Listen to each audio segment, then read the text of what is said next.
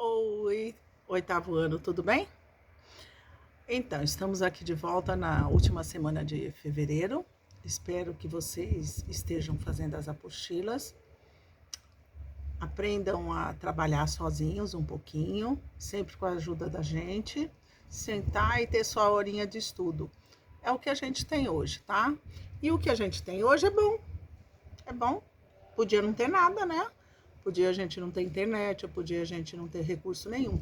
E olha só que legal, a escola está fornecendo apostila, os professores estão aí o tempo todo para auxiliar vocês, né?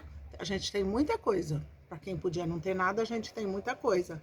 Então corre atrás, porque o mundo está cheio de gente esperta, que se você não for atrás das coisas, outro vai pegar o seu espaço. Então não deixa de estudar não, meu amor. Deixa não. Se o pai ou a mãe de você quiser acompanhar nossos estudos, a tia, o tio, o vô, a avó, quem estiver aí com você, ótimo. Se tiver outro irmão que queira acompanhar, ótimo. Estamos sempre à disposição, tá? Atendo não só vocês, mas quem quiser falar comigo, tá bom? Beijo. Ok. Então, um beijão aí para todo mundo. Mas vamos começar nosso assunto. A gente está falando sobre iluminismo, né? Esta é a terceira semana. E vamos continuar um pouquinho, porque o iluminismo faz parte da nossa vida até hoje. Ou seja, essa ideia de liberdade que a gente tem, essa ideia de igualdade, essa ideia de vida, de luz, de poder fazer, de se dizer o que você pensa, vem do iluminismo. Então a gente desenvolve o iluminismo até hoje, certo? Por isso que a gente tem que entender bem o que é isso. Que ele começou lá na Revolução Francesa, por volta, né? Na história, os fatos não têm um dia, assim, sabe? São fatos que vêm, eventos que vêm rolando, acontecendo, situações que vêm se desenvolvendo e culminam, né? Num, num determinado momento importante e aquilo se esparrama pelo tempo, né? Então, a Revolução Francesa, as ideias iluministas foram as que despertaram nas pessoas, por exemplo, aqui da América. Na América foi extremamente importante, porque os Estados Unidos conseguiu a independência dele e depois todos os outros países da América. Toda a América foi colonizada por países europeus. Os ingleses que colonizaram os Estados Unidos, assim como os portugueses assim como os portugueses colonizaram a gente, o Brasil. Então, a Inglaterra colonizou os Estados Unidos, Canadá, a Espanha colonizou o resto dos povos aqui em volta da gente, de falar espanhola, né? Então, a gente conseguiu as nossas liberdades com isso, com as ideias iluministas, desenvolvida por esses caras que a gente está estudando. Então, a semana passada a gente falou de um tal de Voltaire, né? Quem sou eu para falar de Voltaire, se daqui uns dias vocês vão ter professor de filosofia? Mas por hora a gente dá uma esmiuçadinha aqui, tá? Então, a semana passada a gente falou de Voltaire, né? E hoje nós vamos falar de um cara chamado Montesquieu. Nem sei se eu tô falando muito certo, tá? Montesquieu é também francês, que defendia essas ideias iluministas, né?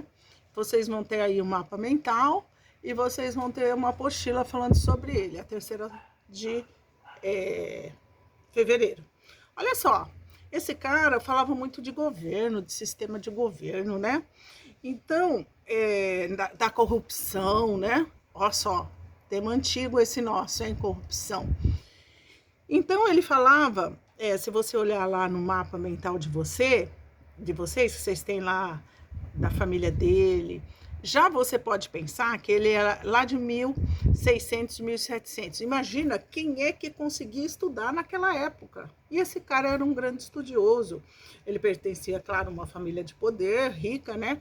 Porque quem é que ia estudar naquela época? Tinha que ter dinheiro mesmo. Por isso que eu falo, o mundo é dos espertos. Hoje o estudo está aí para quem quiser, não é para quem pode, é para quem quer. Nada é cobrado. Você ganha até merenda, cesta básica não, na escola está fornecendo kit de alimentação, essas coisas. Naquela época você tinha que ter muito dinheiro mesmo, né? Então, olha só, voltando ao Montesquieu, ele falava do poder executivo, legislativo e executivo. Tá, pincelando isso para vocês. Hoje nós temos esses três poderes que foram desenvolvidos naquela época. Nós temos o poder judiciário, legislativo e executivo. Simples assim. Como é que é isso, professora? Eu não entendi nada. Tá. Onde que os políticos trabalham? Nesses 3 poderes. Os políticos que você elege, que você vai eleger daqui uns dias, o pessoal do 8º vai eleger, né? Eles trabalham nos 3 poderes. Então, tem quem faz as leis, quem executa as leis, faz, executivo. Legislativo, quem faz a lei. O executivo, que executa as leis, e o que julga as leis, que é o judiciário. Então, por exemplo, o vereador, que a gente elege aqui em Tangará, ele faz a lei para Tangará da Serra. O deputado faz a lei lá em Cuiabá, para o estado. Então, você tem 3 camadas: o município, Tangará, o estado, que é Mato Grosso, e a federação, que é o Brasil. Então, você tem o vereador faz leis aqui, o deputado faz lei em Cuiabá, e senadores e deputados federais, por isso que você tem o deputado federal e estadual. O federal trabalha lá em Brasília, o estadual aqui em Mato Grosso e nos outros estados. Esse povo faz leis. Ele é do poder legislativo. Aí você tem o prefeito, que executa a lei. Ele chega e fala assim, vamos fazer tal obra, vamos fazer essa estrada, vamos fazer essa escola. Ele executa a lei, certo? Então, esse é o poder executivo. E você tem o juiz lá no fórum, esse povo que trabalha, promotores, juízes, esse povo tudo julga as leis. Se o prefeito roubou dinheiro, se ele gastou dinheiro na obra que ele tinha que gastar, vocês entenderam? Aí vai ser julgado. Se você se torna uma pessoa nociva à sociedade, se você rouba, mata, tal, você vai ser julgado pelo juiz ali do Poder Judiciário. Fui clara?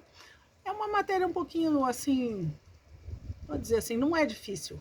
É assim, meio complicadinha para vocês entenderem, mas qualquer coisa você só bater um mate para mim, a qualquer momento aí que eu estou respondendo, tá bom? Ou exemplificando mais um pouquinho para vocês, se vocês quiserem, tá ok? Por hora, obrigada e tenham um bom fim de semana. Beijo.